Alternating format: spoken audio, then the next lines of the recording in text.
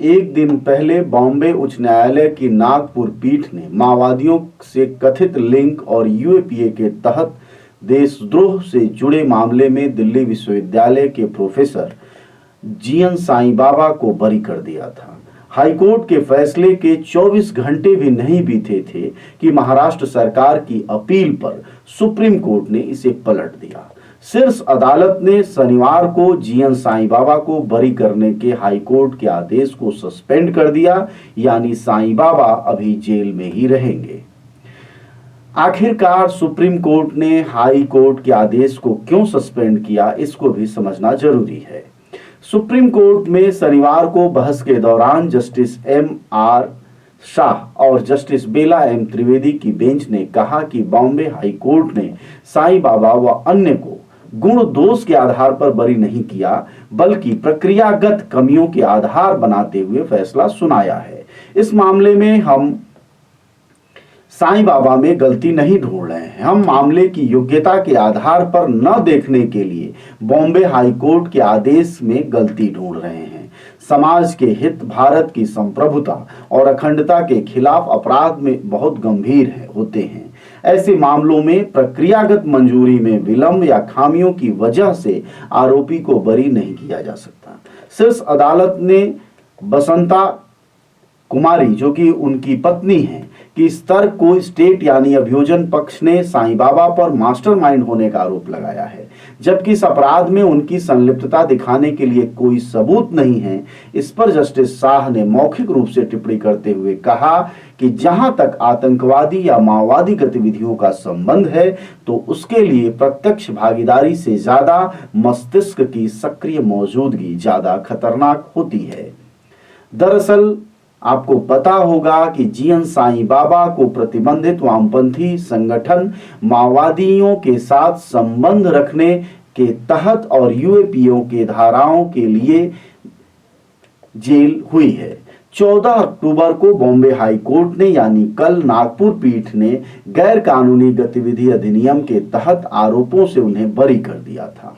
High court के आदेशों के खिलाफ शिंदे सरकार और एनआईए दोनों ही अदालत पहुंच गई कल शुक्रवार को ही, लेकिन मौखिक तौर पर अदालत ने मना कर दिया था, जिससे कि साईं बाबा और अन्य समर्थकों में एक खुशहाली थी। लेकिन शनिवार को सरकारी पक्ष के वकील को सुनने के बाद हाईकोर्ट के आदेश को सस्पेंड कर दिया। सुप्रीम कोर्ट के इस फैसले से लगातार दूसरे दिन प्रोफेसर जीएन साईं बाबा देश और दुनिया में चर्चा में रहे। आइए अब समझते हैं इस बात को कि जीएन साईं बाबा, जिनका नाम गोकर कोंडा नागा साईं बाबा है, वह कौन है। दरअसल GN Sai Baba social activist, पूर्व प्रोफेसर और लेखक हैं। उनका जन्म आंध्र प्रदेश के पूर्वी गोदावरी के अमलापुरम में एक गरीब किसान परिवार में हुआ। पोलियो के कारण वह 5 साल की उम्र से व्हीलचेयर पे हैं और वह साइंस की भाषा में कहें तो 90% विकलांग हैं। वह अंग्रेजी में एमए है और पीएचडी दिल्ली विश्वविद्यालय से किया है। 2004 में उन्होंने international league of peoples struggle का भी हिस्सा बने।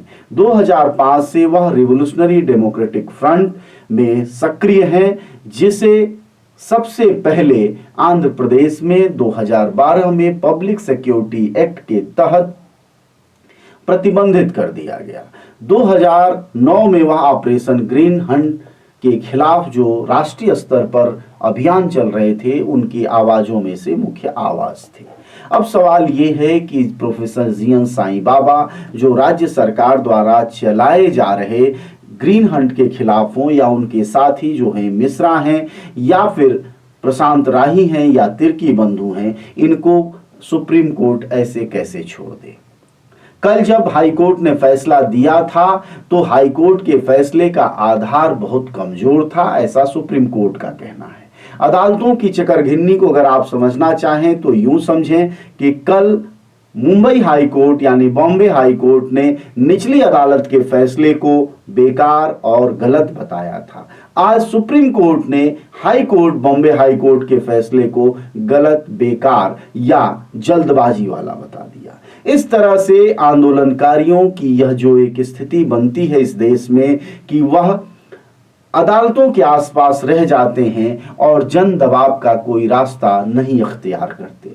आप अनुभव से अगर देखना चाहें तो भारत में इस तरह के जो राजनीतिक आंदोलनकारी हैं, जिन्हें कभी आतंकवादी कहा गया या जिनके संगठनों को भी प्रतिबंधित किया गया, वह अदालतों से कम, जन दबावों से ज्यादा जेलों से बाहर निकल पाए हैं। अलबत्ता इस समय जिस पार्टी की सरकार है, जिसका की मातृ संगठन आरएसएस है, वह भी एक दौर में भारत में प्रतिबंधित रहा है, लेकिन जनता के बीच उसकी बढ़ती पैठ ने उसे अब राष्ट्रीय ही नहीं अंतर्राष्ट्रीय स्तर का सर्वमान्य संगठन बना दिया है। ऐसे में रिवोल्यूशनरी डेमोक्रेटिक फ्रंट हो या माओवादी पार्टी हो, ये सब अगर अपने को राजनीतिक विचारधारा वाला कहते हैं और सरकार और अदालतें इन्हें आतंकवादी और देशद्रोही बताकर राष्ट्र के खिलाफ विद्रोह करने वाला बताते हैं, तो जाहिर तौर पर यह अदालतों से ज्यादा राजनीतिक मसलों का सवाल है। और जब तक यह राजनीतिक मसले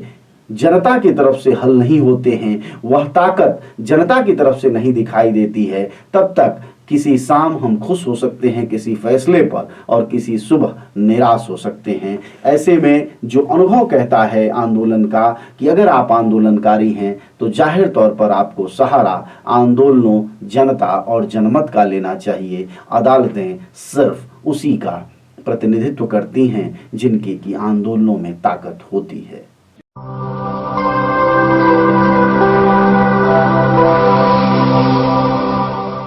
जन ज्वार जनता की